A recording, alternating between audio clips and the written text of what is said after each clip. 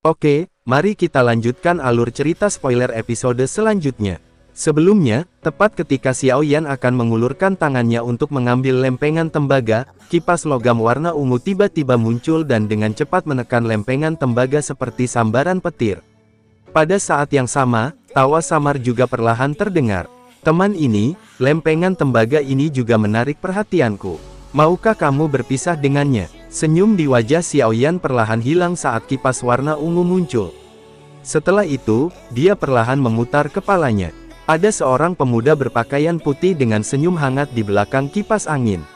Sementara tiga lelaki tua yang berada di level Douzun berdiri dekat di belakang pemuda ini.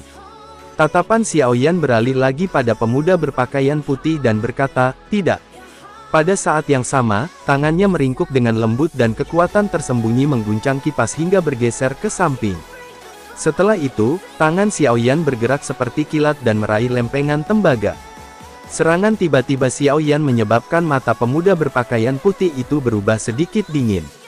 Jarinya menjentik. Dengan suara embusan, kipas warna ungu itu terbuka. Bila aura tajam itu memotong ruang di antara tangan Xiao Yan. Boom! Jari Xiao Yan berubah menjadi telapak tangan, dan dengan keras menabrak kipas warna ungu. Itu menyebabkan lempengan tembaga terbang dan penjaga toko segera menangkapnya. Suara rendah dan dalam bergema di lantai. Sebelum pemuda itu bisa menariknya kembali, kaki Xiao Yan sudah diayunkan ke arah wajahnya, dan dia dengan cepat mundur 2 langkah untuk menghindar. "Teman, kamu lancang sekali." Kedua tetua di belakang pemuda berpakaian putih, yang kekuatannya Douzong bintang 8, segera melangkah maju. Kedua tangan mereka seperti cakar elang saat meraih bahu Xiao Yan. Namun, dokter peri kecil dan Tian Huo Zunze perlahan muncul di depan Xiao Yan. Dengan tawa dingin, dokter peri kecil menjentikkan jarinya dan 2 gumpalan uap ungu abu-abu keluar. "Hati-hati!" Tetua yang tidak ikut campur, tiba-tiba berteriak. Kedua tangannya terkepal dan ruang menjadi terdistorsi hingga memadat. Setelah itu, dia memblokir 2 gumpalan uap ungu abu-abu. "Mengapa? Apakah kamu berniat merebutnya dengan paksa?" Dokter peri kecil bertanya dengan samar. Dia melirik ke arah pria muda berpakaian putih. Kedua lelaki ditarik kembali oleh tetua yang tampak malas, keringat dingin muncul di dahi mereka. Meskipun keduanya cukup kuat, mereka mampu merasakan kekuatan menakutkan dari dokter peri kecil dan Tian Huo Zunze. Mata pemuda berpakaian putih menunduk saat dia melihat ke arah dokter peri kecil dan Tian Huo Zunze. Namun, dia tiba-tiba tersenyum dan berkata pada Xiao Yan, "Aku Chen Xian dari Sekte Penguasa Suan. Bolehkah aku tahu siapa namamu?" "Aku hanyalah generasi muda yang tidak dikenal, kamu tidak perlu memperhatikannya. Aku orang pertama yang menemukan lempengan tembaga ini, dan aku tidak punya niat untuk menjualnya untuk saat ini."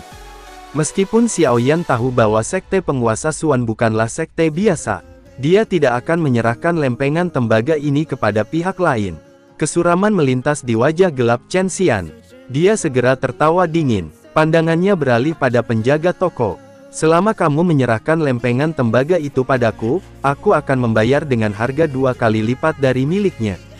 Penjaga toko memandang Xiao Yan dan Chen Xian dengan penuh minat. Sesaat kemudian, dia akhirnya tersenyum dan melemparkan lempengan tembaga itu ke arah Xiao Yan. "Semuanya harus dilakukan dengan tertib. Aku bukanlah seseorang yang mau melakukan apapun demi uang." Senyum muncul di wajah Xiao Yan setelah dia menerima lempengan tembaga. Dia menangkupkan tangannya ke arah penjaga toko. "Terima kasih, Pak Tua." Ekspresi jelek melintas di wajah Chen Xian, matanya sedingin es saat dia menatap penjaga toko. Setelah itu, dia menoleh ke arah Xiao Yan. "Menambah teman adalah hal yang baik, namun, menyinggung seseorang karena sesuatu yang kamu tidak yakin adalah hal yang tidak masuk akal." Xiao Yan tersenyum. Dia meletakkan lempengan tembaga ke cincin penyimpanannya. "Aku minta maaf. Menurutku, aku tidak beruntung menjadi temanmu. Aku juga membutuhkan benda ini." Xiao Yan sekali lagi menangkupkan tangannya ke arah penjaga toko. Akhirnya, dia mengangkat kakinya dan berjalan menuju tangga. Namun, 2 tetua yang menyerang tadi sekali lagi menghalangi. Senyum di wajah Xiao Yan perlahan menghilang setelah jalannya terhalang. Sebelum dia bisa membuka mulutnya, 2 aura agung perlahan keluar dari tubuh dokter peri kecil dan Tian Huo Zunze seperti air banjir. Jika kamu tidak tersesat dalam waktu 3 tarikan napas, kamu akan mati. Mata ungu dokter peri kecil berbahaya, ketika menatap kedua orang yang menghalangi jalan. Ekspresi kedua lelaki tua berubah saat menghadapi aura menakutkan dari dokter peri kecil dan Tianhuo Zunze. Di bawah tekanan ini, mereka secara refleks mundur. Mata hitam pekat Xiaoyan samar-samar menatap ke arah dua lelaki tua, setelah itu, dia menoleh ke arah Chen Xian di sampingnya. Jangan menyinggung perasaanku. Jika tidak, kamu tidak akan membiarkan wilayah pil ini hidup. Percayalah padaku. Setelah kata-katanya terdengar, Xiaoyan mengabaikan wajah Chen Xian yang berubah menjadi dingin. Dia berbalik dan berjalan ke tangga. Dokter peri kecil, Tianhuo Zunze, dan Ye Zong di sampingnya segera mengikuti. Mata Chen Xian gelap dan pekat saat dia menatap ke belakang kelompok Xiaoyan. Hanya ketika kelompok ini menghilang dari pandangannya barulah sudut mulutnya membentuk senyum gelap. Suan tua, bantu aku menyelidiki kelompok orang ini. Betapa hebatnya, ini pertama kalinya tuan muda ini bertemu seseorang yang mengancamku. Sangat menarik. Sementara itu, Xiaoyan tidak terus tinggal, dia memimpin kelompoknya menuruni tangga sebelum meninggalkan pameran perdagangan alkemis dan mereka bergegas kembali ke Ye Manor. Dia langsung memimpin Tianhuo Zunze dan dokter peri kecil ke sebuah kamar, karena dia juga cukup penasaran dengan lempengan tembaga ini.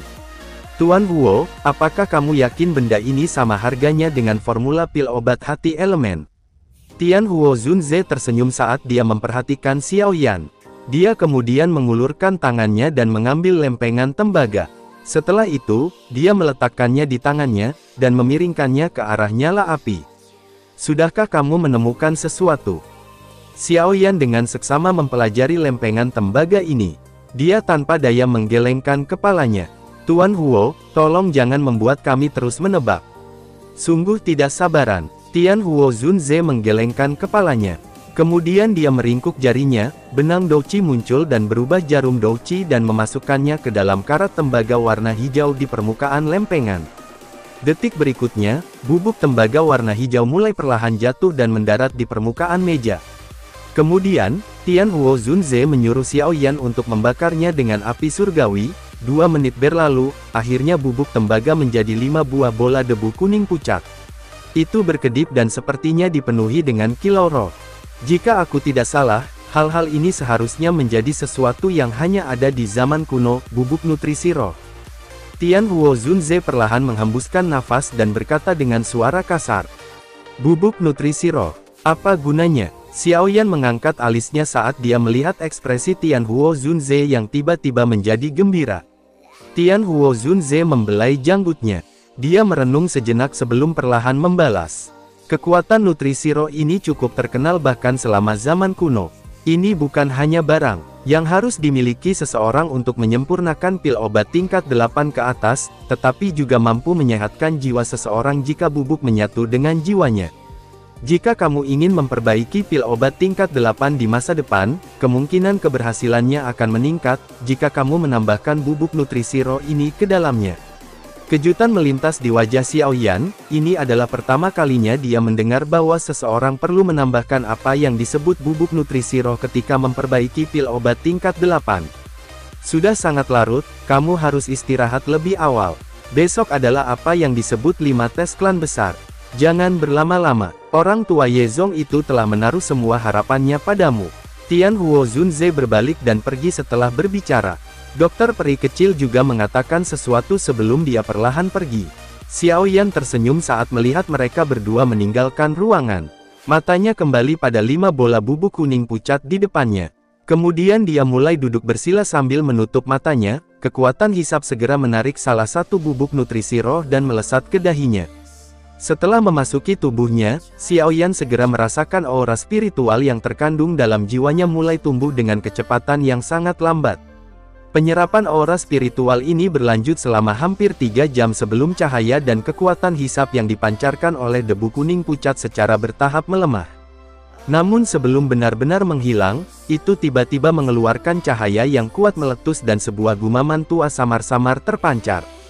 Batas jiwa, menutup roh surgawi, menyerap roh yang menempa jiwa. Xiaoyan mengerutkan kening dan dengan lembut bergumam.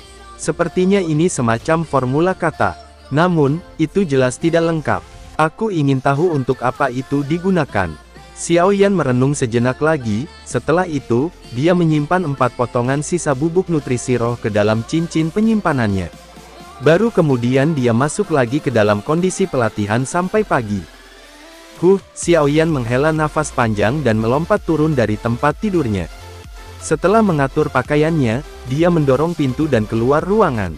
Dia melihat Ye Zong, dokter peri kecil, dan yang lainnya sudah menunggunya di halaman ketika dia keluar. Ye Zong buru-buru mengangkat kepalanya ketika pintu kamar terbuka. "Tuan Xiao Yan, apakah kamu sudah siap?" Xiao Yan perlahan mengangguk, dia menghirup nafas dalam-dalam dan memimpin berjalan keluar dari Ye Manor. "Ayo pergi. Hari ini, aku akan bertemu dengan 5 klan besar ini dan melihat kemampuan apa yang mereka miliki." Lokasi dari 5 tes klan besar berada di aula khusus di bagian dalam kota Suci Pil. Ini adalah tempat eksklusif di mana semua tes klan dari generasi ke generasi terjadi. Tes semacam ini tidak dilakukan secara diam-diam. Sebaliknya, itu semi terbuka untuk orang luar. Saat ini, posisi klan Ye di antara 5 klan besar itu genting. Jika gagal melewati ujian kali ini, mereka akan kehilangan posisinya di antara 5 klan besar. Setelah klan Ye kehilangan posisinya, faksi lain, yang sudah mengincar tempat mereka, akan datang mengerumuni sekaligus. Kelompok Xiao Yan mengikuti Ye Zong ke depan tempat ujian yang sangat megah. Tempat ini sudah penuh dengan kepala manusia dan mereka akhirnya berhasil memasuki pintu aula. Kursi kita tepat di depan milik klan Dan, Chao, Bai, Ciu, 4 klan besar. Ye Zong memimpin kelompok Xiao Yan ke kursi untuk klan Ye saat dia memberitahu. Mata Xiao Yan sejenak menoleh tempat kursi 4 klan lainnya, akhirnya berhenti pada sosok wanita muda yang pernah dia temui sebelumnya. Dan Xuan, tidak disangka bahwa dia telah datang, sepertinya dia akan mewakili klan Dan dalam ujian kali ini. Mata Ye Zong juga berhenti pada wanita muda itu sebelum dia berbicara dengan lembut. Kemudian, tatapannya beralih pada kursi klan Bai. Bai Ying. Dia adalah anggota paling luar biasa dari generasi muda di klan Bai. Klan Bai memang mengirimnya. Ye Zong baru saja menjelaskan 2 generasi muda dari 2 klan, namun sebuah teriakan keras tiba-tiba terdengar, menyebabkan Xiao Yan mengalihkan pandangannya. Klan Chao telah tiba. Segera, sosok Anggun Chao Ying perlahan berjalan memasuki aula. Di belakangnya ada sosok yang dikenal Xiao Yan, yaitu Chao Dan dan satu sosok lagi bernama Chao Xiu. Chao Ying langsung duduk ke kursi, langkahnya bahkan tidak berhenti ketika dia melewati klan Ye. "Kakak, kamu harus membantuku membalas dendam kali ini. Selama kamu bisa menghentikan bocah itu masuk ke 3 besar, klan Ye akan selesai." Chao Dan memandang Chao Xiu, yang duduk di sampingnya. Dia berbicara dengan ketidakpuasan. Chao Xiu meliriknya dan menjawab, "Dia bukan orang yang sederhana. Aku tidak terkejut dia bisa mengalahkanmu. Dia mungkin benar-benar akan masuk ke 3 besar kali ini. Dia juga seorang alkemis kelas 7 tingkat menengah, dan dia telah mencapai ini pada usia seperti itu. Selain itu, dia tidak memiliki arogansi yang biasa dari orang muda, tidak mengherankan jika dia masuk 3 besar dalam tes ini." Chao Ying, yang duduk di posisi pemimpin, tidak berbalik ketika dia mendengar percakapan di antara keduanya. Semua yang dia lakukan adalah secara acak mengucapkan beberapa kata. Kelompok anggota klan Chao baru saja berbincang, namun lantai di aula besar tiba-tiba mulai bergetar. Dalam sekejap mata, tanah terbuka yang sangat luas muncul di tengah aula. Seorang pria tua berambut putih, Seng Yao, perlahan melangkah keluar, matanya perlahan menyapu aula saat dia tersenyum dan berkata, "Karena kelima klan besar telah tiba, aku tidak akan mengatakan terlalu banyak. Tes musim ini akan dilakukan olehku. Tidak ada yang keberatan kan? Tetua Seng, dengan statusmu di dalam menara pil, siapa yang berani meragukanmu?" Hanya Chao Ying yang membalas dengan senyum indah ketika Seng Yao tertawa. "Kamu gadis, tidak perlu bagimu untuk menjilat sepatuku. Tulang tuaku ini tidak akan bisa menahannya." Seng Yao tersenyum membalas, setelah itu, matanya menyapu sekeliling arena dan berkata, "Sudah waktunya, para kandidat untuk 5 tes klan besar, silakan masuk." Percakapan pribadi di dalam aula besar menjadi sunyi setelah kata-kata ini diucapkan. Xiao Yan menghirup nafas dengan lembut, tinjunya perlahan mengencang. Dia menoleh, hanya untuk melihat antisipasi cemas di mata Ye Zong dan Xin Lan. Kakak Xiaoyan, lakukan yang terbaik. Xiaoyan tersenyum saat melihat wajah cemas dan ceria Xin Lan. Suatu kebanggaan melonjak keluar dari hatinya. Setelah itu, dia dengan lembut berdiri di depan mata seluruh aula.